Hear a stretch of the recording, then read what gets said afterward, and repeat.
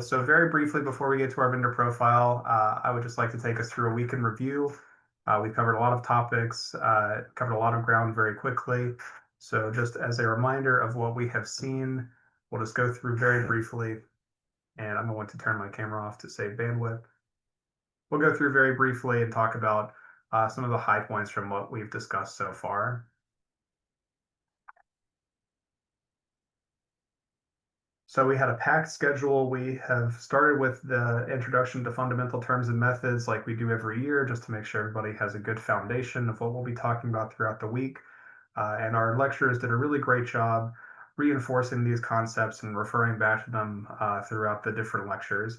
So we've talked about some of our subspecialties, so neuroradiology, body imaging, abdominal imaging, AI and breast imaging, and just had our chest imaging lecture.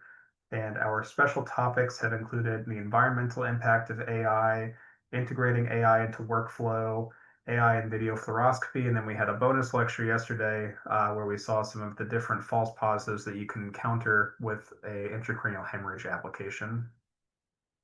We're very grateful to SABI and to Artificial Intelligence Radiology Education for collaborating to bring this course together.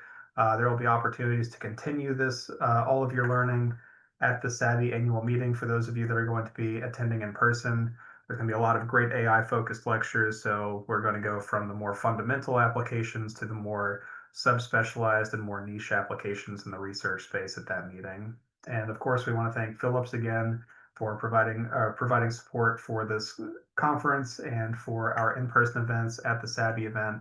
So keep an eye out for those meetings or for those meetings in the future, and we hope to continue to bring this to you for years to come.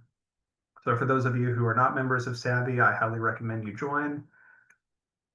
And we are very excited that we are going to close out this session with an opportunity for our participants to have an experience with a hands-on AI augmented learning radiology tool. And I'm very grateful to have the leader of this project, Dr. Rothenberg, signed in as well. So if you want to scan this QR code, you all should have also received an email with the link and an alternate login to access this tool. But Dr. Rothenberg, if you would like to give a little bit more context about what this is, feel free to unmute. Sure, yeah. So we built a little demo just to just for testing purposes. We're actually in the process of building out some call prep tools to help our residents, better see how they're prepared for call. But I have an example here that I've shared with everyone that you guys can test out and get to play around with it. So if you click on the link that's in the chat, I can Jordan, you want to let me share screen or? Oh, for sure. Yeah, go ahead. All right. So if you click on the link in the chat, um, it will bring you to this website. You can sign up. You can log in with Google if you'd like. Um, so once you log in, can everyone see my screen? Yes, looks great. If you signed in with that link, you should get this My Assignment to pop up, and it'll say AI Literacy Week ILD hands-on activity. You can click on that. If you don't see that popping up, you can enter in the sign-up code, which is just the end of that invite link. You can enter the code here, add it, and then that will let you join the group, and that will give you this assignment here. Once you are logged in, you'll just click on the assignment, and I will it'll give you a little tutorial on how to on how to use the site, but it'll walk you through a tutorial which you can use. This is a full DICOM viewer, so you can look at the case. You can write a radiology report. You can use there's a dictation button here. You can actually dictate. Once you're done dictating the case, you save the report.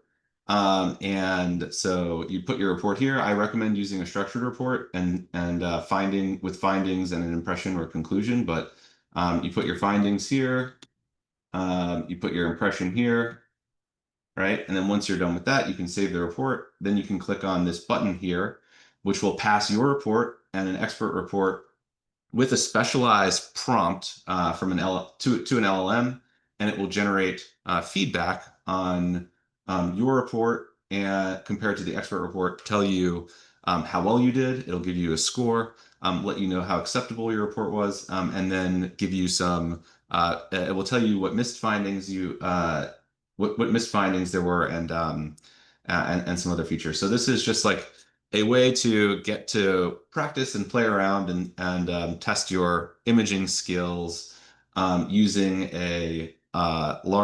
using a large language model to assess your report and compare it to an expert radiologist report.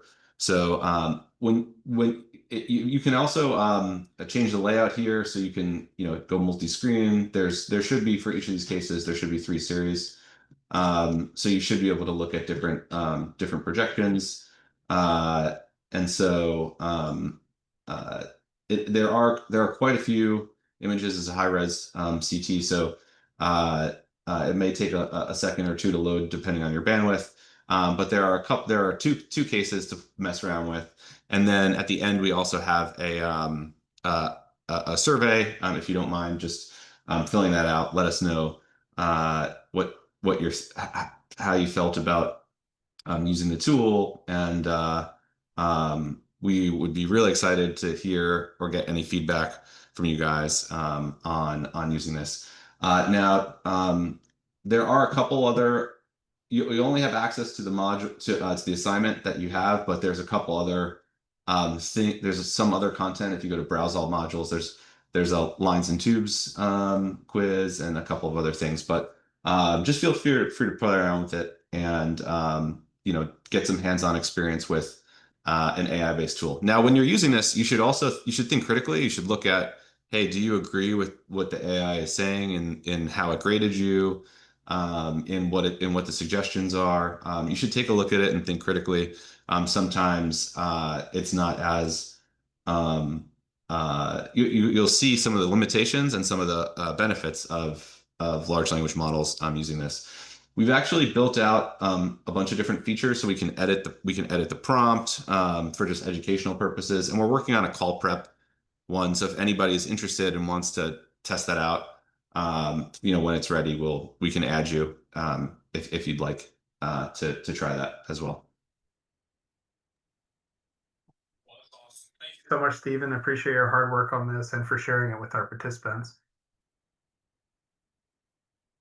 All right, so we're going to get back to our week in review session here. So we're going to move relatively quickly through the rest of these slides. So the purpose of this course, we hope that we have helped to, or that we have accomplished these goals, that we've given you an accessible and clinically relevant view of AI and radiology, that we've showed you what the strengths and maybe more importantly, what the weaknesses of clinical AI are once it gets out into practice, and giving you this foundational knowledge that you'll be able to go forward, use what you've learned, and thrive in the field of AI integrated healthcare. So this is a review of our 10 pillars of AI integration, of clinical radiology AI. So we've talked about these, covered them throughout the course. Hopefully that you have a better understanding of these key areas, and they've been reinforced throughout the different lectures. And we have covered a lot of ground, and to dig into it a little bit more specifically related to each lecture. So we started with our introduction in terms of and methods, where we covered our 10 core competencies and how these related to data preparation, training, and testing, and some of the key pitfalls for clinical AI, like overfitting, underfitting, automation bias, and so on. And then we covered applications of AI in neuroradiology with Dr. Tyler Richardson, who did a great job showing us the state of the AI marketplace and the variety of tools that we can see in neuroradiology. Then we went to the environmental impact of radiology AI, where we talked about balancing the clinical impact of AI with the environmental impact of some of these new AI tools, and talked about how not all algorithms are created equal and how these different algorithms can have a different impact based on the type of energy they use and the location of their data centers. We talked about applications of AI in body imaging, where we discussed the currently available AI tools in body imaging, and some of the pitfalls of automation bias and some of these subspecialty tools and the need for quality control. And Dr. Stephen Rothenberg talked to us on Wednesday about AI and workflow integration, where he reviewed the radiology exam lifecycle and some of the highest impact areas for AI integration clinically. Then we discussed AI and video fluoroscopy with Allison Keys, who talked to us about some of the unique challenges when it comes to some of these very subspecialty exams, specifically for fluoroscopy exams, where you have an element of not only image interpretation, but adding that extra dimension of time, and some of the recent successes and future of AI in this very subspecialized exam. And yesterday we had a special session on recognizing AI false positives, where we reviewed some of the classic cases of AI false positives for a intracranial hemorrhage application, and talked about how we can triage errors and develop quality control systems to recognize and mitigate some of these errors that we see in practice. And then Dr. Amy Patel talked about the history of AI in breast imaging, some of the recent improvements, and looking into the future, as well as a demonstration of one of the novel or more novel tools that we can see in practice as it relates to AI and breast ultrasound. And today, Dr. Fentelman joined us to talk about AI in chest imaging, where he talked about some of the differences between radiomics and traditional AI, showed some of the AI that they use in practice, and talked about some of the high impact areas for AI integration. And we will be closing out with our vendor profile with EchoView, which is an AI ultrasound tool, and we'll be beginning that in just a moment. But I want to take a moment to pause and recognize our lecturers who really did a fantastic job covering some of the key areas that we've highlighted in our course, and as well bringing us into some new areas and new topics that we have never covered in this course before. So we could not have done it without their contributions, and we're extremely grateful for them to taking the time to contribute to this course. So for anyone who's looking for more opportunities for AI scholarship, SABI offers an artificial intelligence in radiology course that has CME approval.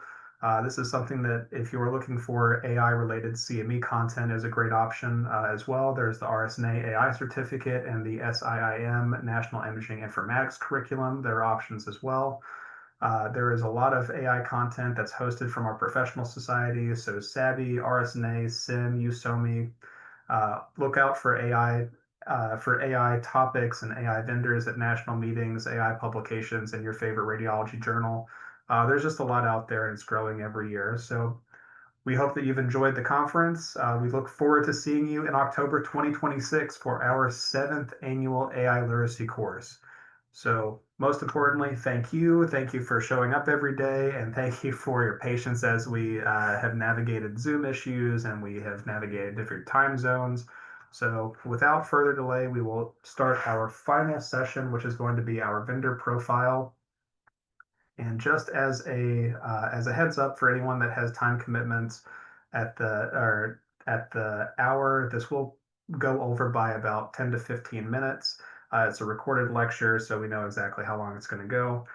But if anyone is looking to view this, or if there's any lecture that you would like to review or view because you were not able to attend it live, we will have these lectures recorded and available on our YouTube channel within a week.